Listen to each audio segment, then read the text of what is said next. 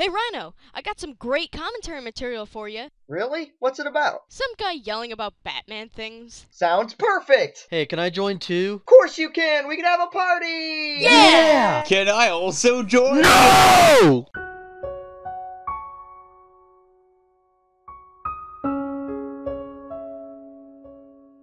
Why should I worry? Why should I care? I may not have a dime, but I got streets out my way. Why should I worry? Why should I care? Yes, the speed population, I got streets out my way. Well, I've been watching all the previous Batman movies leading up to June 23rd, when I'm going to watch Batman 89, which for me is still the best Batman movie. And I'll get to why that is. Spoiler alert, he never mentioned Tim Burton's Batman again in the video. I watched Batman Begins, a double feature, Batman Begins and Batman Year One, because I wanted to show, or really to myself, I wanted to refresh myself how much was stolen from Batman Year One. From Batman Year One and put into Batman Begins. It's amazing how much they plagiarized. You know, going off the fact that you obviously aren't using a script and you worded yourself so poorly, I'm not sure if you're talking about the film Year One or the graphic novel Batman Year One. So I'm just going to kill two birds with one stone. If you're talking about the graphic novel, it's no secret that Nolan's Dark Knight took inspiration from Batman Year One, as well as Nightfall, The Dark Knight Returns, and The Killing Joke. But with that said, how does Batman plagiarize Batman? Batman Begins is a film adaptation of the Batman comics. It's allowed to use whatever plot lines and characters they want from said source material because it's freaking Batman! If you're talking about Batman Year One, the animated film, really? Are you seriously gonna make a claim that a film from 2005 plagiarized a film from 2011? Really? I mean, that's like me saying that Sailor Moon ripped off Sailor Moon Crystal. In Christopher Nolan's The Dark Knight. And I emphasize Christopher Nolan's name because I don't want it getting confused with Frank Miller's The Dark Knight Returns, which is an excellent film. Animated film, graphic novel, whatever you want to call it. Christopher Nolan's The Dark Knight has its moments, but Batman Returns leaves it in the dust. Okay? There's a part in this fucking movie, Christopher Nolan's The Dark Knight, where I think it's Commissioner Gordon or Batman, one of the two. They're saying the truth is not enough. What? What kind of fucking mumbo-jumbo brainwashing garbage are you putting into film? Telling people that the truth, it isn't enough. Are you fucking kidding me? Are you fucking kidding me, really? Well, the reason why I think Gordon said that is because sometimes the truth can make a person feel uncomfortable, and because of this, they'll start to panic and act irrational. In this situation, the person rejects the truth in favor of an answer that'll bring them comfort and reduce their anxiety. So, with that in mind, I don't really understand how this statement is quote-unquote stupid. And they have to. It's just in a subtle way. I give it to Nolan in the fact that he's a trickster. He's a subtle motherfucker. Because unlike Bay, who puts it right in your face, Nolan's a trickster.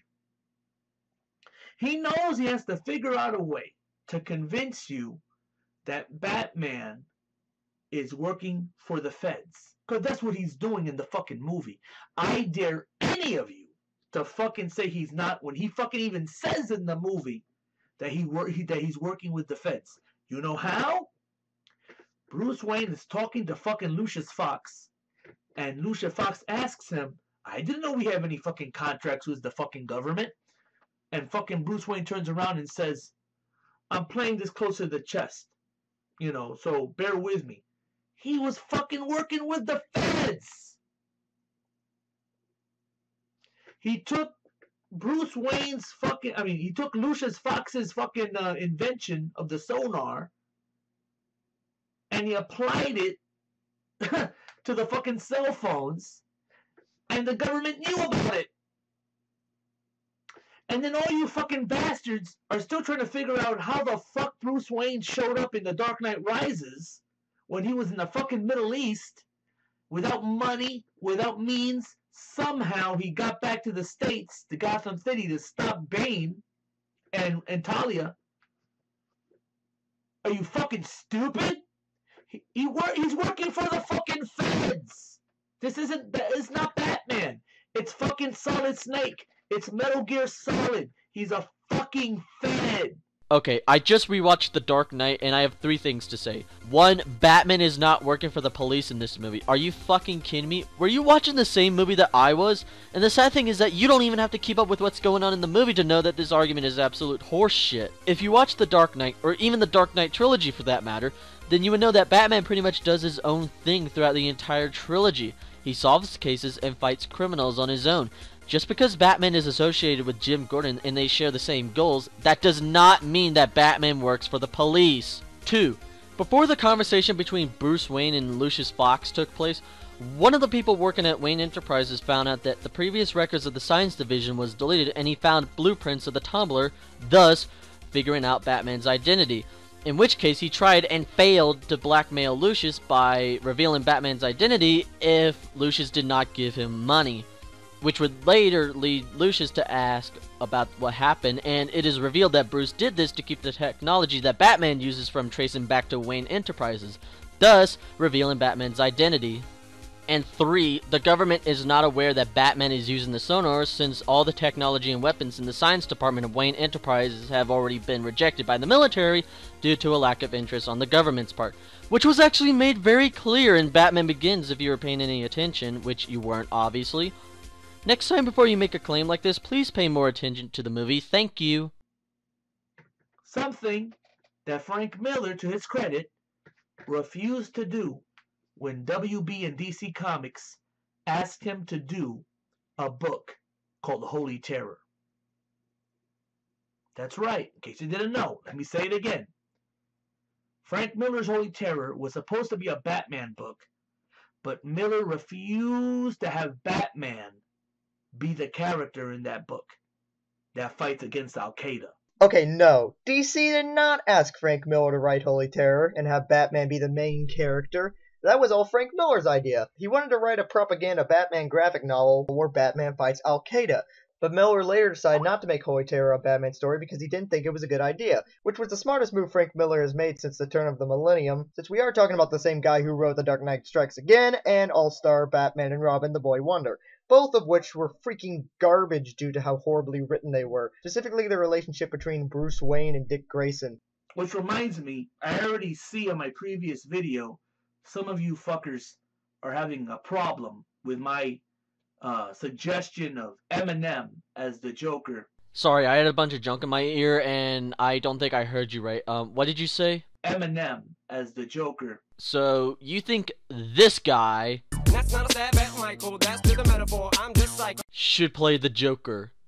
This guy Bend down, touch your toes, and just glide up the center of the dance floor. Like TV for my bunghole, and it's cool if you let him go. in your honest-to-God opinion, should play the Joker? I'm not going to say anything about this statement yet, because what he says next is not only even more hilarious, but it's just the fucking icing on the fucking cake. Just watch. I'll be here when you get back, okay?